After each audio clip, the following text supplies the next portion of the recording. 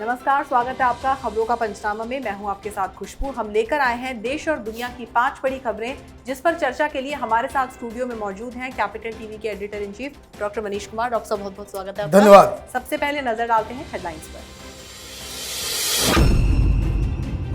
Sonia gang ने Covaxin में गाय के बछड़े के खून की फैलाई अफवाह, वैज्ञानिकों ने दावे को किया खारिज। सरकार ने कहा तथ्यों के साथ हो रही छेड़छाड़। राज्यपाल धनखड़ ने हिंसा पर ममता को लिखी चिट्ठी की सार्वजनिक। बौखलाई ममता ने लिया मिथुन चक्रवर्ती से बदला, चुनाव प्रचार को लेकर की कार्रवाई। ट्विटर का लीगल प्रोटेक्शन खत्म, सुरक्षा हटने के बाद गाजियाबाद वायरल केस में ट्विटर समेत 9 लोगों पर एफआईआर, घटना को सांप्रदायिक रंग देने का आरोप। पॉपुलर फ्रंट ऑफ इंडिया को बड़ा झटका, इनकम टैक्स विभाग ने 80G के तहत रजिस्ट्रेशन किया रद्द, विदेशी फंडिंग पर भी लगी रोक। और यूपी की सियासत में भगदड़, बीएसपी विधायकों की अखिलेश से मुलाकात पर भड़की मायावती, कहा एसपी है दलित विरोधी।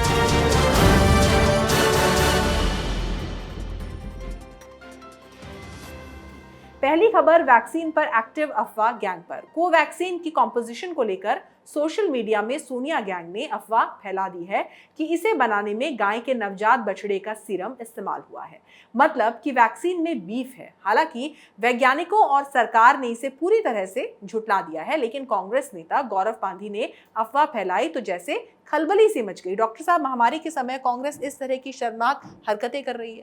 देखिए, कांग्रेस पार्टी की रणनीति बिल्कुल साफ है। वो ये चाहती है कि मोदी सरकार को उस तरीके से पेंट कर देना कि कोरोना की लड़ाई में मोदी सरकार हार गई।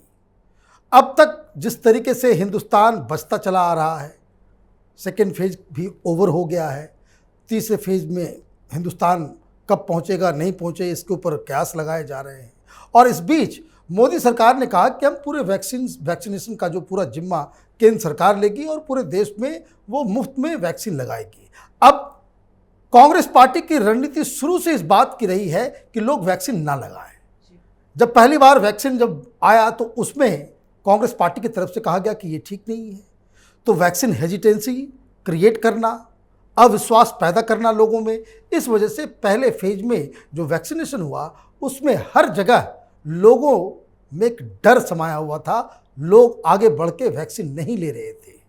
अब जब वैक्सीन की संख्या हमारे पास पर्याप्त आने वाली है, वैक्सीन लगाने के लिए लोग रेडी हो गए हैं, अब फिर से इसमें बीफ का एंगल डाल के एक अफवाह फैलाने की कोशिश की जा रही है। ये बिल्कुल जो आरोप लगाया गया ये सच्चाई से कोसों दूर है।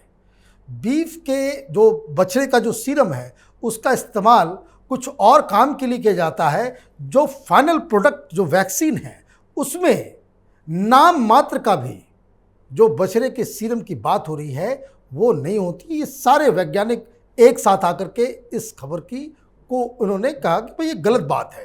कांग्रेस पार्टी ये चाहती है कि देश में लाशें गिरे, लोगों की मौत हो, लोग वैक्सीन ना लगाएं और सरकार विफल नजर आए। ये राजनीति गिद्धों वाली राजनीति है जिस पे कांग्रेस पार्टी उतारू है। जी, तो यहाँ पर ये समझ नहीं आ रहा कि इटली के लोगों को बीफ से कब से दिक्कत होने लगी। अब बात बंगाल की। बंगाल में हिंसा की पोल खुलने और टीएमसी पर आरोप लगने के बाद ममता बनर्जी बुरी तरीके से बौखला गई हैं। राज्यपाल जगदीप धनखड़ ने हिंसा पर ममता को लिखे एक पत्र को सार्वजनिक कर दिया तो ममता का गुस्सा 7वें आसमान पर पहुंच गया। इस बीच ममता ने अब चुनावी बदला लेना भी शुरू कर दिया है। मिथुन चक्रवर्ती के बयानों को लेकर अब ममता की पुलिस उनके खिलाफ कार्रवाई कर रही है। डॉक्टर साहब, ममता बनर्जी सरकार चला रही है या फिर कोई सिंडिकेट? सिंडिकेट तो बंगाल में शुरू से चला आ रहा है। बंगाल में सिंडिकेट ही चलता है, वहाँ सरकार नाम की कोई चीज़ नहीं है। और इसलिए ममता बनर्जी को लगता है कि अगर आप चुनाव जीत गए, आपके पास एक प्रचंड बहुमत है, तो आप मनमानी कर सकते हैं, गवर्नर को झुका सकते हैं, केंद्र सरकार को झुका सकते हैं, प्रधानमंत्री की आप बेइज्जती कर सकते हैं। ये दिमाग का फितूर है जो ममता बनर्जी के दिमागी हालात में वो घर कर गया है। दरअसल ममता बनर्जी बदले की राजनीति कर रही हैं।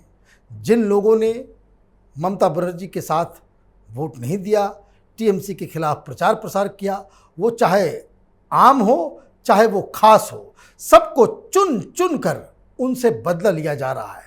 और इसी संदर्भ में मिथुन चक्रवर्ती को भी आज बंगाल की पुलिस ने पूछताछ की। किस बात के लिए पूछताछ की? वो एक फिल्म का डायलॉग है कि यहाँ मारेंगे और लाश संतान में मिलेगा, तो वो उनके फिल्म का डायलॉग है। और लेकिन फिर भी ममता बनर्जी की आदत है कि सबको तंग करना है। जिस तरह से आप देखिए, शुभेंदु अधिकारी के दोस्तों, उनके परिवार के ऊपर FIR दर्ज कर दिया गया है, कुछ दोस्तों को गिरफ्तार कर लिया गया है।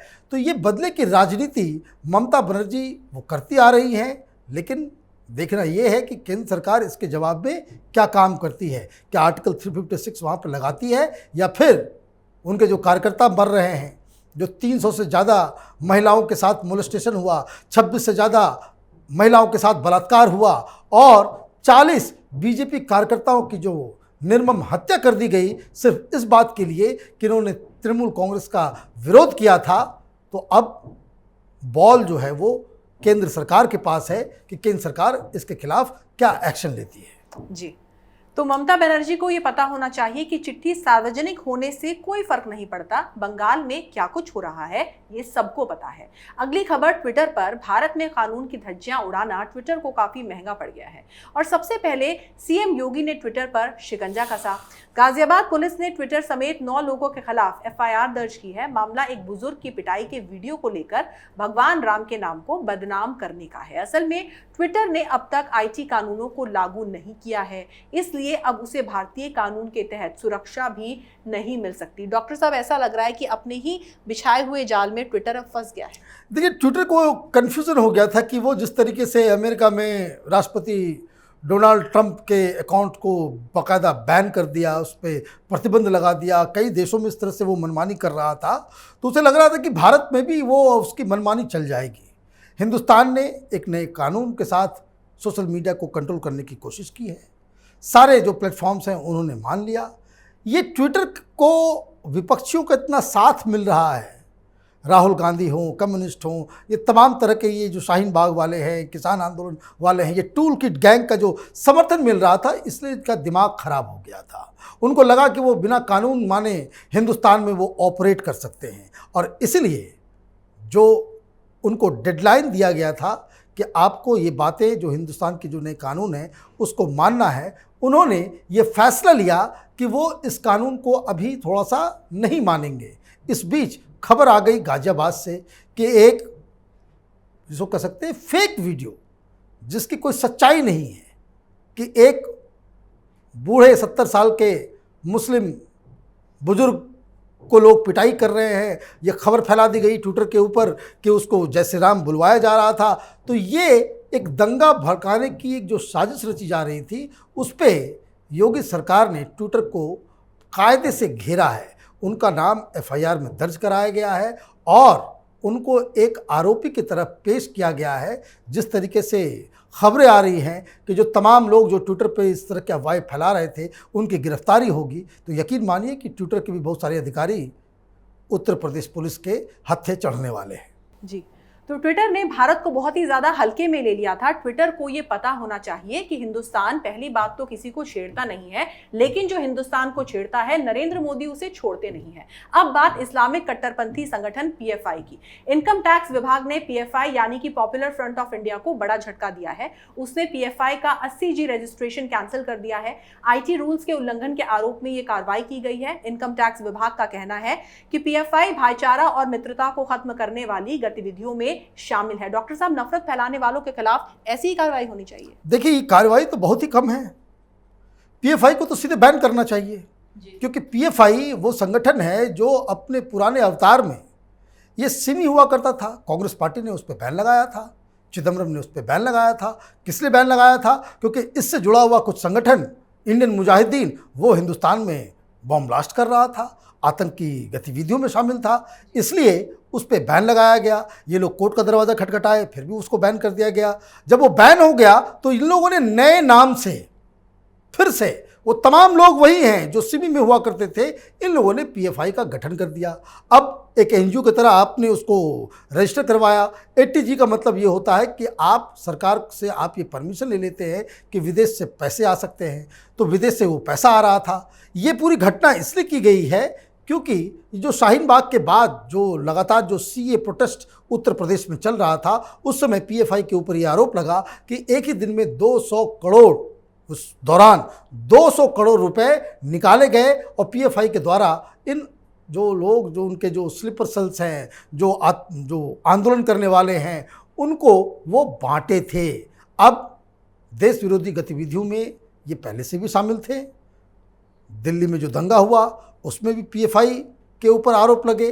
तो ये बहुत ही क्लियर केस है कि जिसमें सरकार को पीएफआई के ऊपर ये छोटे मोटे एक्शन नहीं बल्कि सीधे सीधे बैन करने की आवश्यकता है।